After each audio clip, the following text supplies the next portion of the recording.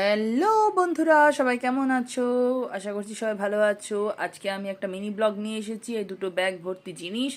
বাবাই গেছিল ক্যান্টিন, আর বাবাই বাড়ি ঢুকেছে, আর দেখো ঝমঝমিয়ে বৃষ্টি, ব্যাপক ওয়েদার।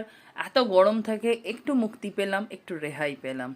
তারপরে এখানে স্পেশাল খাবার বানিয়েছে। একে বৃষ্টি বাইরে পড়ছে, তার মধ্যে জমজমাটি লাঞ্চ, ব্যাপক লাগছে। ভাপা চিংড়ি, এখানে থোড় ছেচকি, ভাত, আর এখানে রয়েছে মুসুর ডাল পেঁয়াজ দিয়ে পকোড়া। উফ, এরকম মুসুর ডাল পেঁয়াজের পকোড়া কার কার ভাল লাগে অবশ্যই কমেন্ট করো।